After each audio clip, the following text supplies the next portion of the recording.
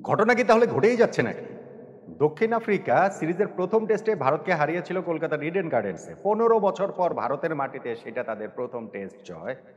এখন তো মনে হচ্ছে সিরিজটাও তারা জিতে যাচ্ছে। কেননা গৌহাটিতে দ্বিতীয় টেস্টের তৃতীয় দিন শেষে সাউথ আফ্রিকা এমন একটা অবস্থানে যে ম্যাচ জয়ের জন্য তারা ফেভারিট, তার চেয়ে বেশি করে ফেভারিট ম্যাচ না হারার জন্য। মানে এই টেস্ট ম্যাচটা যদি ড্র হয় তাহলেও তো সাউথ আফ্রিকা সিরিজ জিতে যাচ্ছে। তৃতীয় দিন শেষে খেলাটা যেই জায়গায় দাঁড়িয়ে আছে, সেইখান থেকে কি ভারতের পক্ষে আর কামব্যাক করে ম্যাচ জিতে অন্ততপক্ষে সিরিজ বাঁচানো, সিরিজ ড্র করাটা সম্ভব? তৃতীয় দিনের কোন মোমেন্ট অফ দ্য ডেতে ভারতের এইরকম একটা সর্বনেশে অবস্থা হয়ে গেল সেটা আমার সঙ্গে আপনি একটু মিলিয়ে নিতে পারেন। দেখুন, ম্যাচের প্রথম দিনটা ছিল একেবারে 50-50, সেইখানটাতে ভারত হয়তো বা কিছুটা এগিয়েছিল। সেকেন্ড ডেতে সাউথ আফ্রিকার ওই ব্যাটিং বীরত্ব পরের অংশে লেজের দিকে তাতেই তারা এগিয়ে যায়।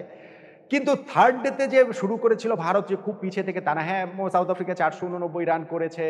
এই এত হিউজ ফার্স্ট ইনিংস টোটালের কারণে ইন্ডিয়ার যেহেতু ম্যাচের রেজাল্টটা ফোর্স করতে হবে, যেহেতু এই আসামের গৌহাটির বর্ষাপাড়া ক্রিকেট স্টেডিয়ামে ওই আর্লি সানসেটের জন্য প্রতিদিনই খেলার শেষ দিকের ১০-১২ ওভার করে হচ্ছে না। সো ওইটাও তাদের ব্যাক অফ দ্য মাইন্ডে থাকতে পারে। তারপরেও তো ভারত এই তৃতীয় দিন শুরু করেছিল বিনা উইকেটে ৯ রান নিয়ে এবং বিনা উইকেটে তারা ৬৫ রানে পৌঁছে গিয়েছিল। বিনা উইকেটে ৬৫ থেকে ভারত ১২২ রানে ৭ উইকেট হারিয়ে ফেললো। ৫৭ রানে তারা ৭টা উইকেট হারিয়ে ফেললো। ১ উইকেটে ৯৫ তে তারা পৌঁছে গিয়েছিল। সেইখান থেকে তারা ২৭ রানে ৭ উইকেট হারিয়ে ৬ উইকেট হারিয়ে ফেললো। ওই জায়গাটাতেই কিন্তু পুরো ম্যাচের সিনারিওটা পুরোপুরি পাল্টে যায়। ভারত ম্যাচ থেকে মোটামুটি ছিটকে যায়। সাউথ আফ্রিকার ম্যাচের নিয়ন্ত্রণটা খুবই ফার্ম হয়ে ওঠে। ওপেনিং পার্টনারশিপে যশস্বী জয়সওয়াল এবং কেএল রাহুল ভারতকে ওরকম একটা শুরু এনে দেবার পর কেশব মহারাজের বলে আউট হয়ে গিয়েছেন কেএল রাহুল। ওই first breakthrough South Africa পেল।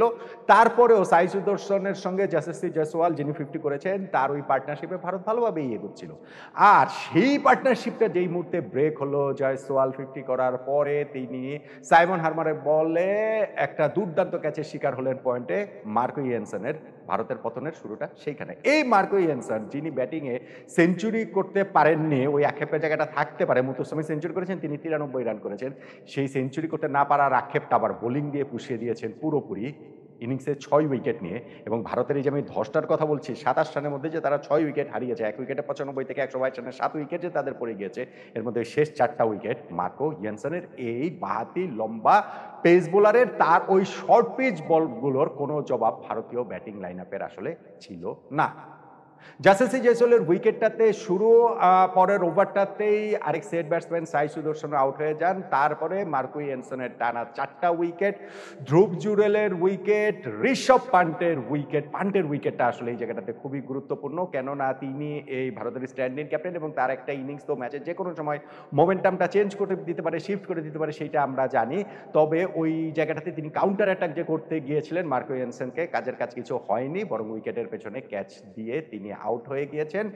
নীতিশ কুমার রেড্ডি এবং রবীন্দ্র জাদেজার আরও দুইটা উইকেটও তুলে নিয়েছেন মার্কো ইয়েনসন। তার মধ্যে যেই ক্যাচটা, রেড্ডির ক্যাচটা যেইভাবে ধরলেন এইডেন মার্করাম, ওইটা আসলে অসাধারণ ক্যাচ তিনি ধরেছেন। মোটামুটি থার্ড স্লিপ থেকে লাফিয়ে পড়ে গালির কাছাকাছি গিয়ে ক্যাচটা তিনি আসলে ওই জায়গা থেকে ধরেছেন। সো ওই ১২২ উইকেটে ভারত ওই জায়গাটাতে অনেকখানি পিছিয়ে পড়ে। একটা পার্টনারশিপ হয়েছে, তারপরে ৭২ রানের জুটি হয়েছে ওয়াশিংটন সুন্দর এবং কুলদীপ যাদবের। কিন্তু সেই পার্টনারশিপটা যখন ব্রেক হলো, সাথে সাথে ওইখানটাতে আবার শেষ ৭ রানে তাদের ৩ উইকেট চলে যায়। লাস্ট ২টা উইকেট মার্কো ইয়েনসন তুলে নিয়েছেন। ২০১ রানে ভারত অল আউট হয়ে গিয়েছে। ইয়েনসনের ৬ উইকেটটি এই ভারতের সর্বনাশটা করে দিয়েছে।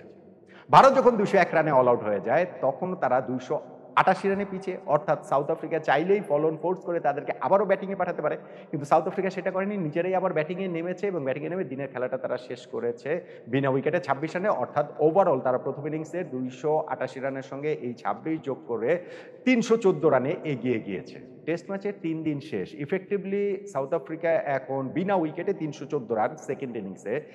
যদি আর ২টা সেশন তারা ব্যাট করতে পারে, ইন দ্যাট কেস আসলে ম্যাচ থেকে সার্টেনলি সিরিজ থেকে ভারত ছিটকে যাবে। তাদের পক্ষে আর এই ম্যাচ জিতে সিরিজে সমতায় আনার কোনো সম্ভাবনা জায়গাটা থাকবে না। অন্ততপক্ষে তৃতীয় দিন শেষে ম্যাচ সিনারিওটা ওই রকম কথাটাই বলছে।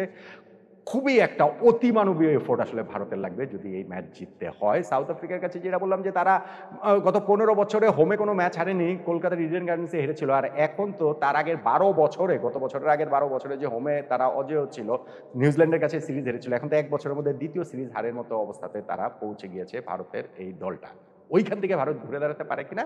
আমার কাছে মনে হচ্ছে যে চান্স আসলে কম, বেশ কমই আসলে। ওটা 4th ডে তে আমরা দেখব। কিন্তু 3rd day moment of the day যদি বলতে হয় তাহলে নিঃসন্দেহে ওই জায়গাটা যখন ভারত ১ উইকেটে ৯৫ রান থেকে একটা ব্যাটিং ধসে ৭ উইকেটে ১২২ রানে পৌঁছে গেল। ২৭ রানের মধ্যে যে তারা ৬টা উইকেট হারালো, ওই ফেজটাকেই আমার কাছে মোমেন্ট অফ দ্য ডে বলে মনে হচ্ছে। আমার ধারণা আপনারা সবাই আমার সঙ্গে একমতই হবেন।